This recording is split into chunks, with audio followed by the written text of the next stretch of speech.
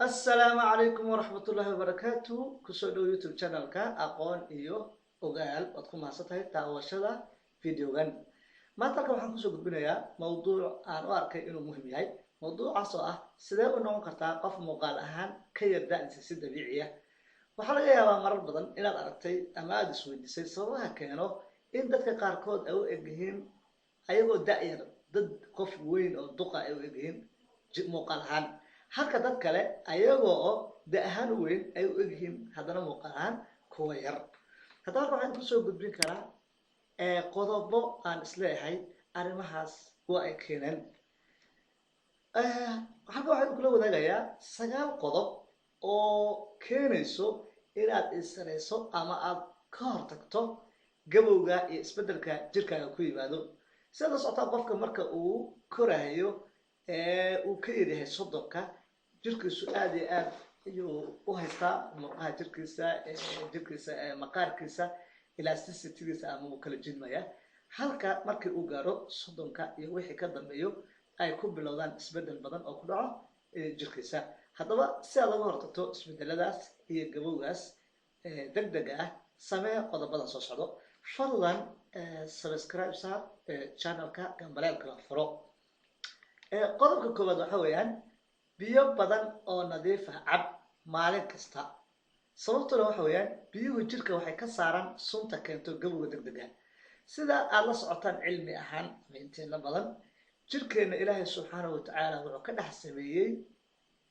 warshado jirkeena ka nadiifiyo halis kasta oo jirkeena ku imaato gabowga waxyaabaha keena waxaa la ogaaday inay yihiin sunta jirkeena ka dhalato ama banaanka uga timaado jirkeena waxaa ka dhaco falgalo loo yaqaano metabolism kuwaasoo ah kuwo marna wax lagu burburiyo si energy loo helo kuwana wax lagu dhiso inta hawshaas ay socoto marar badan waxaa dhasho waxyaabo loo yaqaano oxidates ayaa dhasho oo falgalada ka dhasho walxaha falgalada ka dhasho ee kiimikooyinka ah ayaa jirkeena dhibaato badan u keeno haddii aan laga saarin meelaha laga saaro ama xubnaha u qaabilsan saaridda wasaqdaas iyo sunta iyo qashinkaasi waxaa ka mid ah kelyaha iyo beerka haddaba si kelyahaaga iyo beerkaagu ay si fiican u shaqeeyaan waxaad u baahan tahay waxaa loo baahan yahay biyo badan siiba kelyuhu haddaad rabto inaad hesho jirkaaga kelyahaaga inay caafimaad qabaan waa inaad cabtaa biyo badan oo nadiif ah oo ugu yaraan 3 litir ilaa iyo 5 litir qodobka labaad ee ka hortago inaad si degdeg u gabowdo waxa weeyaan jimicsiga haddaba qofka waxaa laga rabaa inuu jimicsiga joogteeyo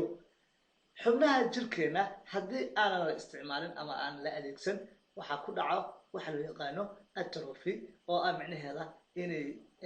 sii yaraadaan ama ay baaba'aan tusaale haddaad gacantaadan in muddo ay meel iska taalo marka dambe waxa weeyaan way baaba'aysaa markaa shaqadeeda ay gabaysaa marka waxaa la ogaaday dadka si joogto ah jimicsiga u sameeyo inay muuqaal ahaan 10 sano ay ka yar yihiin da'dooda qodobka saddexaad ee muhiimka ah ee ka caawin karo inaad muuqaal ahaan u ekaato qof yar waxa weeyaan inaad cunto nafaqo leh waxaa jira cuntooyin la ogaaday inay si gaar ah ay sare u qadaan bilicda muuqaalka jirkeena cuntooyinkaas waxaa ka mid ah malayga gaar ahaan malayga loo yaqaano oily fish malayga saliidda leh ama malayga dabiici ahaan baruurta ah ayaa aad iyo aad loo amaanay waxaa kaloo aad loo amaanay qudaarta iyo fruitska waxaa kaloo amaanay qudaarta iyo fruitska waxaa ka mid ah fruitska aadka iyo aadka loo amaano avocadada qodobka afraad ee asagana aad iyo aadka muhiimka u ah ee wax badan ka bedeli karo muuqaalka jirkaaga waxa weeyaan inaad iska ilaaliso shucaaca qorraxda haddaba qorraxda oo qofka ku dhacdo waxay keentaa gabow degdeg ku keentaa waad aragtay dadka meelaha kuleelaha joogo ama dadka badana xoolaha raaco ama dadka miyiga ka imaado waa aragtay muuqaal ahaan waxay u egyihiin dad aad iyo aad uga weyn muuqaalkooda sababtuna waxa weeyaan waa qorraxda joogtada ku dhacaysa halka dadka magaalada jooga ama hooska joogo ayna jirahaana ka iftiin badan yihiin isla markaana ay ka yar yihiin haddaba waxaa jira qaabo badan oo la iskaga ilaaliyo leeska qorraxda ee kugu dhacayo waxaana ka mid ah in qofku uu isticmaalo sunscreen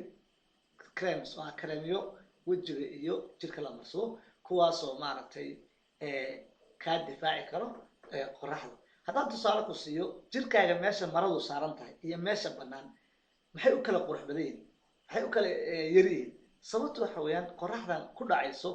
ayaa waxay keentaa jirkeena gabow degdeg u keentaa. qodobka kale oo asagana muhiimka ah oo shanaad qodobka shanaad ee muhiimka waxa weeyaan in aad si fiican u seexato si fiican u seexo iska ilaali dhafarka faraha badan iyo hurdo la'aanta ama hurdada ku yaraato waxay isbedel iyo gabow degdega ku keentaa jirkaaga. saas daraadeed qofka waa inuu helaa hurdo fiican oo ah 7 saacadood ilaa iyo 8 saacadood 24 saacba. qodobka lixaad ee lagaga hortago gabowga degdega ee dadka ku yimaado waxa weeyaan iska ilaali balwadda sida sigaarka qaadka daroogada khamriga iyo wixii lamid ah. waxaa la ogaaday dadka isticmaalo muqaadaraadka sida sigaarka qaadka daroogada khamriga iyo wixii lamid ah waxaa ku dhaco gabow degdega ayaa ku dhaco jirkoodana si degdega ayuu isku bedelaa waxayna markasta u muuqdaan kuwa ka weyn da'dooda.